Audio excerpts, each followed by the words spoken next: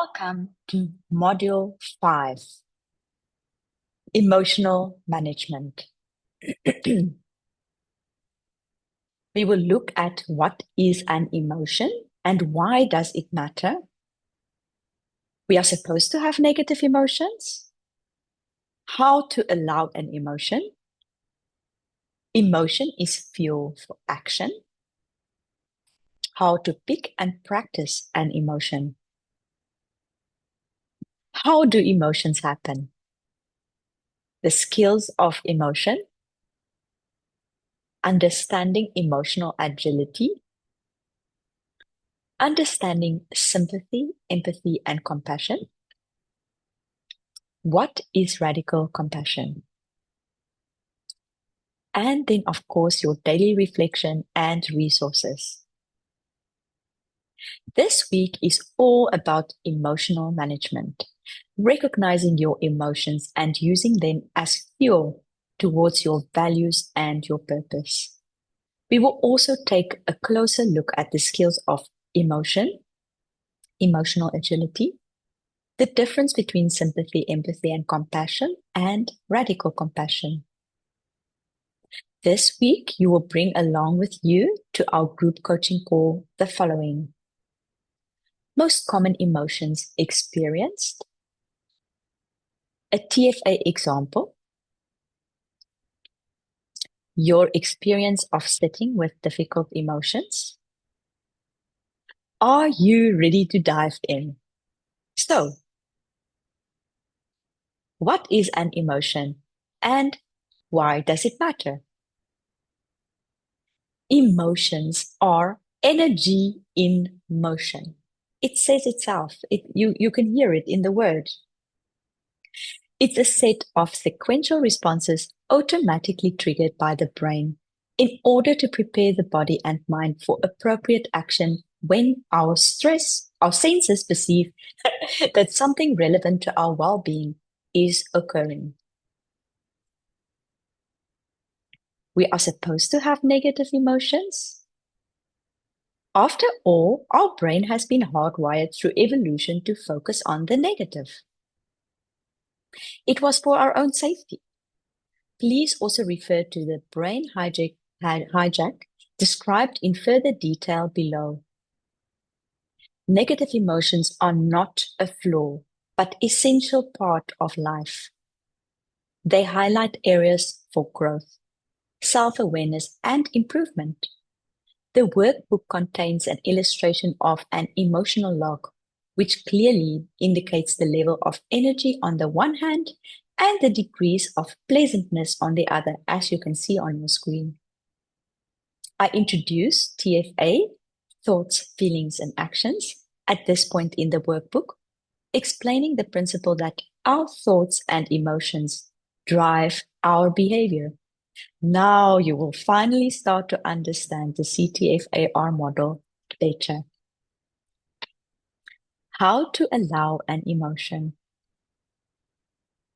It took me years to get to that point of allowing painful, uncomfortable emotions.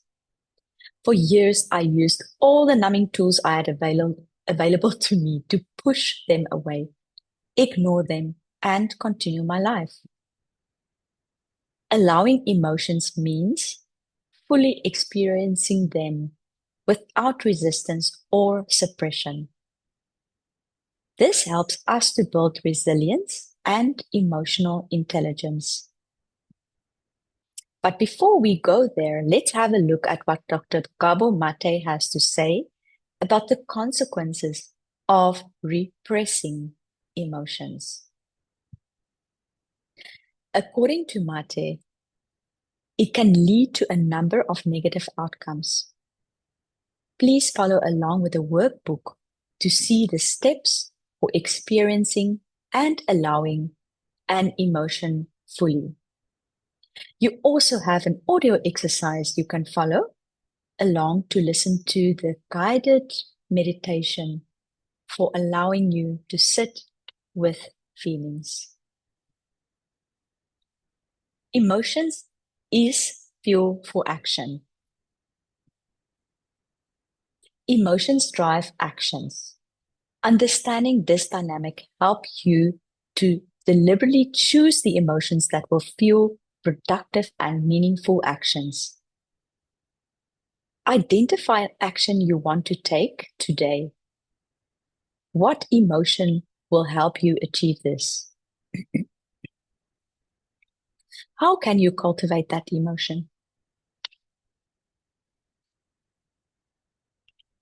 How to pick and practice an emotion. Just as you can choose your thoughts, you can choose to practice emotions deliberately.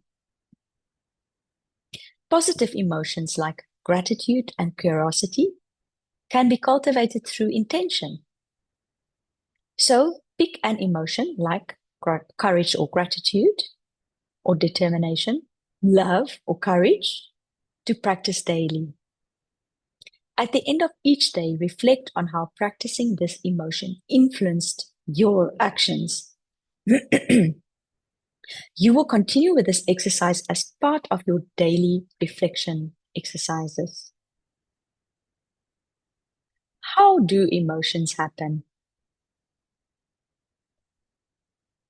Emotions are created in the brain through a combination of thoughts, physical sensations, and external triggers. Understanding this process helps you manage emotional reactions better. In the workbook, there's an overview of the trigger response system, and you can see it on your screen as well. Track an emotional trigger throughout the day. How did your thoughts influence your emotions? And how did those emotions affect your behavior?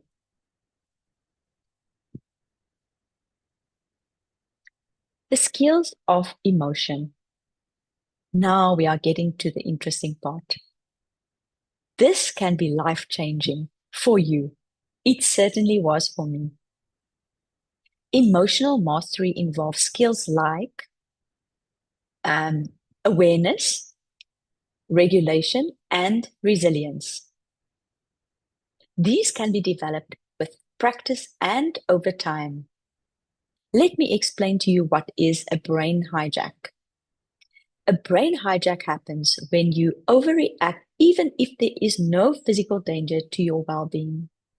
The thinking brain cuts off from the feeling brain. This usually leads to overreacting in the moment. Respond versus react. We are aiming to move powerfully from a reactionary way of living and responding to triggers towards responding. Responding means that we take our time when we receive a trigger to assimilate our thoughts and our feelings and to decide how we would like to respond to the matter at hand. You will reflect on past instances and identify some of your common triggers as well as your common response mechanism.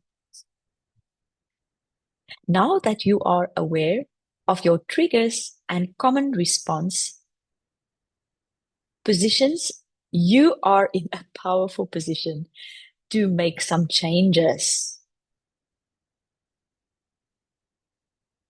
Understanding emotional agility. I simply love this picture. Don't you? Emotional agility. It's a term coined by the psychologist Dr. Susan David. It refers to the ability to approach emotions with curiosity, acceptance, and courage. It's not about suppressing emotions or being positive all the time. No. Instead, emotional agility is about recognizing, understanding, and responding to emotions in ways that help you make thoughtful decisions, adapt, and grow, even in high pressure environments like ours. Emotional agility is a skill you can cultivate over time, and it will help you thrive, not just in your professional role, but in all other aspects of your life. Let's take a closer look at understanding sympathy empathy, and compassion. I hope you love the picture. Brene Brown is a researcher and expert in vulnerability, courage, and leadership. She provides a clear distinction between sympathy, empathy, and compassion in her work. While these terms are often used interchangeably, they each represent different ways we relate to the emotions of others, particularly in the workplace.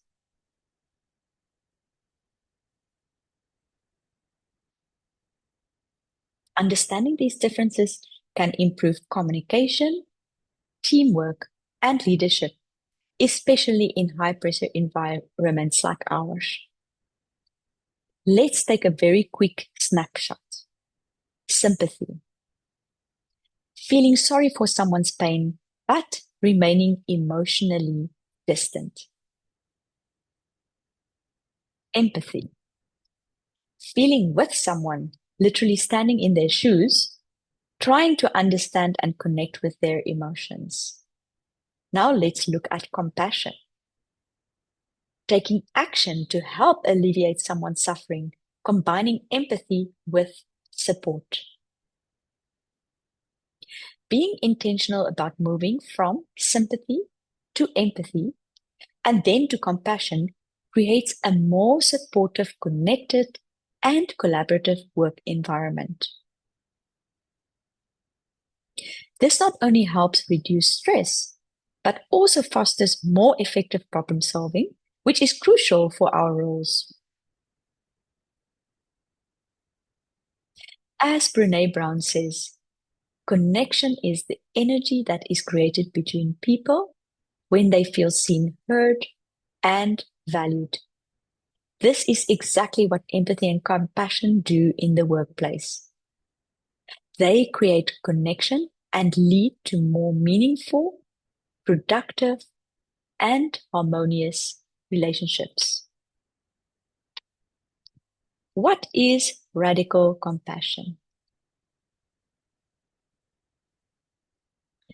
Radical compassion is about embracing yourself and others with unconditional kindness and acceptance, especially during moments of pain or difficulty. It involves fully opening to your suffering without judgment and responding with the desire to alleviate that suffering for yourself and others. What sets radical compassion apart is the radical part. It's about offering compassion to yourself and others, even when it's uncomfortable or, or when you feel you don't deserve it. It's radical because it calls for a deep shift from habitual self-criticism or indifference to a place of deep, unconditional love and acceptance. Dr. Tara Brach emphasizes that this practice is not just about being kind, but also about being honest, real, and fully human in the face of our pain, fear, or suffering. It's an invitation to meet your own emotions and the emotions of others with presence, mindfulness, and a willingness to heal. R stands for recognize your stresses. Identify moments when you're feeling overwhelmed, anxious, or frustrated at work. Pause and practice the first step of RAIN by recognizing the emotion without judgment. The second A stands for allow. Allow yourself to feel. Give yourself permission to experience your emotions without suppressing them. Acknowledge that it's okay to feel stressed or uncertain. These emotions are part of the human experience. I stands for investigate with curiosity. Ask yourself questions like, what am I afraid of in this situation? Or what does this emotion tell me about my values or my needs? This helps you gain clarity and insight into the root causes of your feelings. N stands for nurture. Nurture with kindness. Offer yourself compassion during challenging times. Speak to yourself kindly and acknowledge that you're doing your best. This may involve giving yourself a mental break, breathing exercises, or affirming your capabilities. Radical compassion is a practice that can transform your emotional experience and leadership style. By embracing RAIN, you can build resilience, reduce stress, and improve both your self-awareness and empathy towards others as a leader in finance and audit. This practice enables you to navigate challenges with grace, clarity, and emotional intelligence.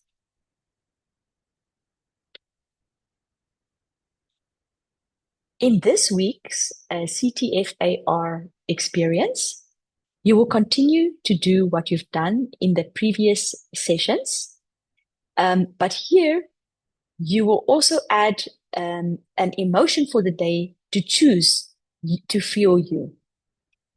There is some additional resources in the resource folder. I look forward to see you at our group coaching call. Please bring along the items that I mentioned along the way. Thank you for listening.